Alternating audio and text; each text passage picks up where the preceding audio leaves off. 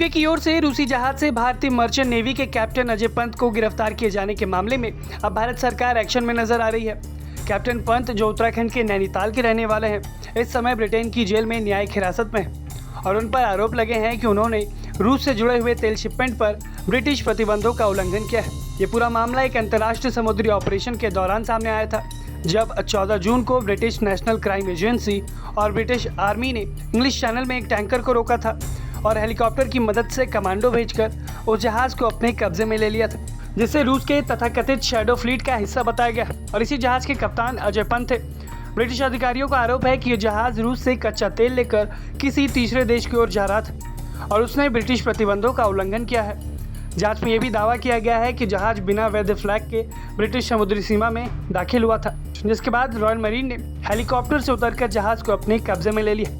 Captain Ajay Pant को गिरफ्तार कर लिया गया और बाद में उन्हें HMP विंचेस्टर जेल में न्यायिक हिरासत में भेज दिया गया। ब्रिटिश अदालत में उन पर सैंक्शन वायलेशन के गंभीर आरोप लगाए गए हैं, जिसमें अगर दोषी पाए जाते हैं तो उन पर अधिकतम 10 साल तक की सजा हो सकती है। अब इस पूरे मामले को लेकर भारत सरकार सक्रिय हो गई है। लंदन स्थित भारतीय उच्चायोग लगातार इस केस पर नजर बनाए हुए है और ब्रिटिश अधिकारियों से संपर्क में है। उच्चायोग ने उत्तराखंड के मुख्यमंत्री पुष्कर सिंह धामी को भी इस मामले की जानकारी दी है। भारतीय मिशन के अनुसार उन्होंने 19 जून को जेल में फोन के जरिए कैप्टन अजय पंत से संपर्क किया था। इस बातचीत में कैप्टन पंत ने बताया कि तबीयत ठीक है, उन्हें जेल में मेडिकल सुविधा मिल रही है और वो अपनी पत्नी के संपर्क में है। इसके अलावा भारतीय उच्चायोग ने ब्रिटेन के विदेश मंत्रालय से भी इस मामले में जल्द से जल्द काउंसलर एक्सेस देने की मांग की है, ताकि भारतीय नागरिक के अधिकारों और सुरक्षा को सुनिश्चित किया जा सके। भारतीय उच्चायोग लगातार कैप्टन पंत की पत्नी, उनके कानूनी प्रतिनिधियों और उनकी नियोक्ता कंपनी के साथ भी संपर्क में है। कंपनी ने भी आश्वासन दिया है कि वो कानूनी सहायता और परिवार को सहयोग प्रदान करेगी।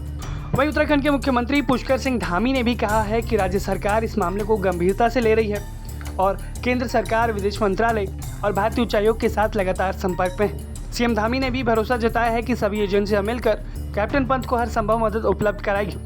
फिलहाल कैप्टन अजय पंत की अगली अदालत में पेशी 16 जुलाई को तय की गई है और इसी सुनवाई पर आगे की कानूनी दिशा तय होगी।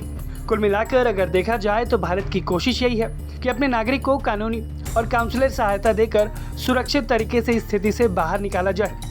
अब सबकी नज़र 16 जुलाई की सुनवाई पर टिकी है, जहाँ इस केस में अगला बड़ा अपडेट सामने आ सकता है।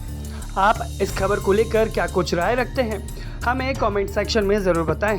ब्यूरो रिपोर्ट, भारत तक।